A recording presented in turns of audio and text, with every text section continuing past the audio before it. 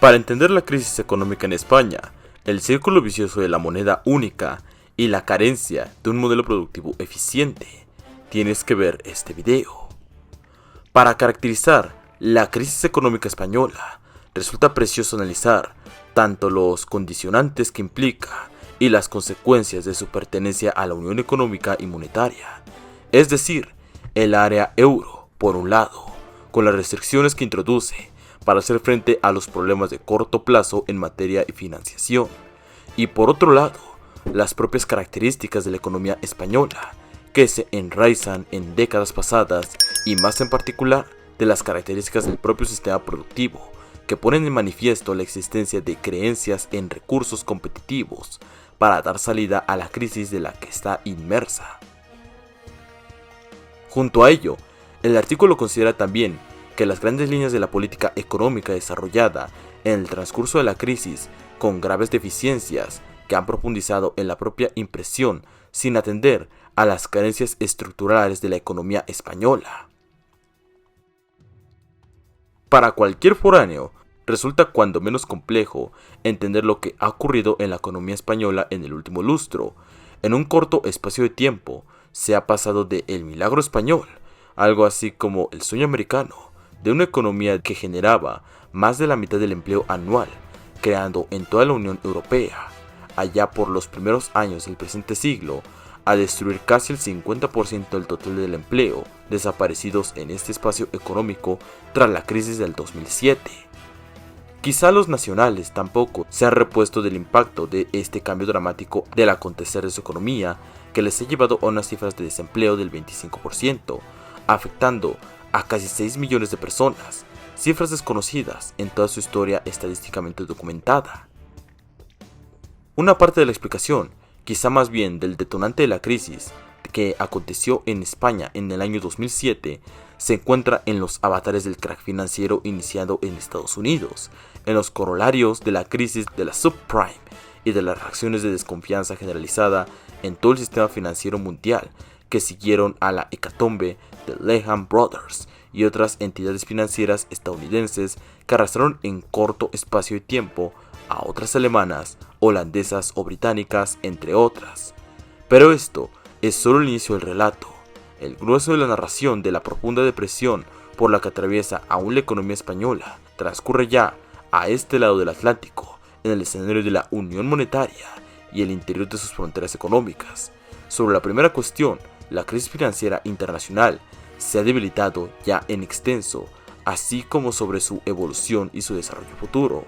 Hay ya muchos lugares comunes, aunque también muchas diferencias sobre el origen de la misma, sus efectos y artífices. No obstante, está lejos aún de alcanzar un cierto grado de consenso para obtener una interpretación de orden teórico sobre la misma. Como es habitual, entre los economistas alcanzaron no una, sino 2 o 3 e incluso 4 interpretaciones, posiblemente de carácter excluyente. En algunos casos, la ciencia económica nunca ha sido un territorio homógeno y las líneas de marcación entre lo científico y lo ideológico en el campo de las ciencias sociales son cuando menos difusas, y la cuestión no es válida, pues del diagnóstico que se establecía hablaron de arrancar la propuesta de actuación, la combinación de instrumentos de política económica que han de tratar de poner freno al declive económico en el que están inmersos y particularmente a la sangría del empleo que produce el mercado laboral español. Tras estas consideraciones preliminares, el objeto de este video estirba en analizar la segunda cuestión indicada, las peculiaridades del caso español en la presente crisis económica y financiera iniciada en 2007, con el fin de establecer un esbozo de diagnóstico que permita vislumbrar un cuerpo de medidas de política adecuada a la situación actual, en orden a comprender una senda de desarrollo sostenible. La crisis de la economía española. Una primera caracterización. La crisis económica cumple ya más de 5 años y continúa en curso. A medida que el tiempo pasa se expande su capacidad de deterioro, y con ello el grado de pesimismo y la angustia de los ciudadanos que la padecen de forma directa, a través del desempleo o indirectamente mediante el deterioro de rentas que experimenta su entorno familiar o social.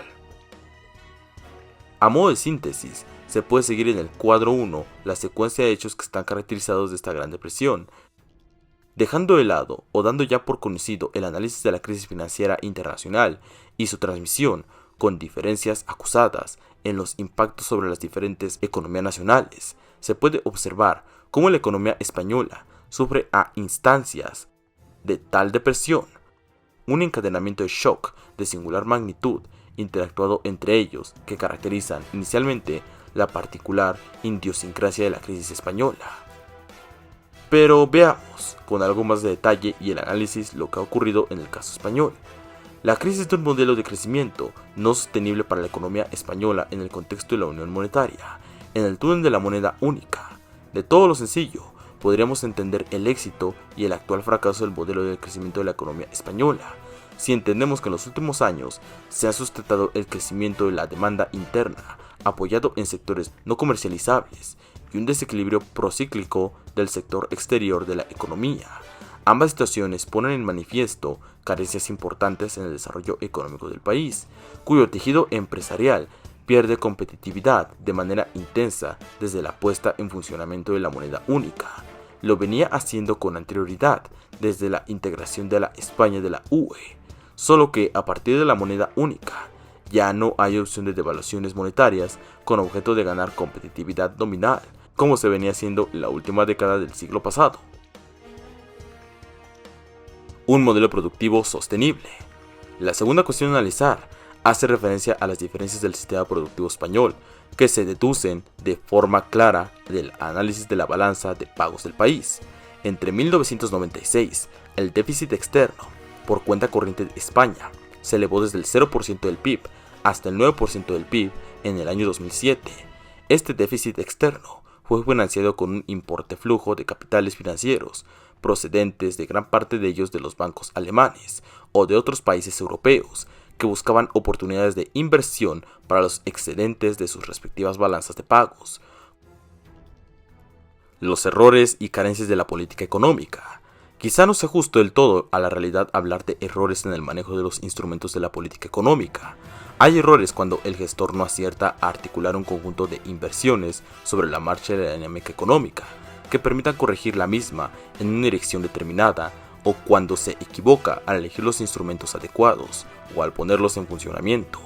Pero que lo que ocurre en ocasiones es que los objetivos deseados sean políticamente inconfesables, y cuando esto ocurre, la política económica no se equivoca. Tan solo es consecuencia de tales objetos no confesables, y no lo es respecto a otros posibles objetos explícitos, más con lo políticamente correcto. Si tuviéramos claro que los gestores de la política económica tratan de estimular el crecimiento económico y no lo consiguen, estarían cerrando de su modo a hacer, pero si los objetivos son otros, posiblemente no estén cerrando tanto. En su primer nivel de análisis, se observa cómo desde el inicio de la crisis española, allá por el tercer trimestre del 2007, los esfuerzos de las economías más desarrolladas se dirigieron por un lado a frenar las posibles situaciones de pánico que pudieran provocar los quiebres de grandes barcos y por otro lado promover estímulos fiscales en un intento de frenar la caída del consumo y la oferta productiva, con el corolario subsecuente en materia de empleo. En relación con esto, el rescate de los bancos de la crisis en España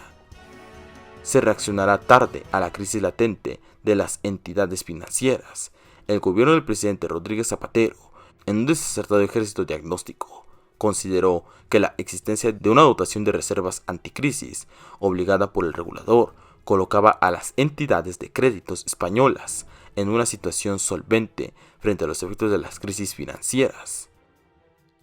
En el segundo aspecto reseñado, políticas de estímulo al crecimiento, destacan los escasos y desordenados esfuerzos realizados hasta mayo de 2020, cuando cayó la pandemia del COVID-19.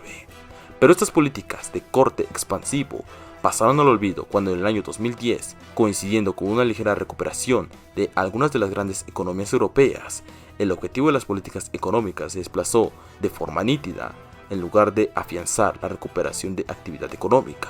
Los esfuerzos se centraron en combatir los déficits públicos que se habían incrementado precisamente en el esfuerzo inicial para las políticas fiscales expansivas. El objetivo, por lo tanto, se tornó no tanto en la recuperación económica, sino fundamentalmente en el reequilibrio de las cuentas fiscales.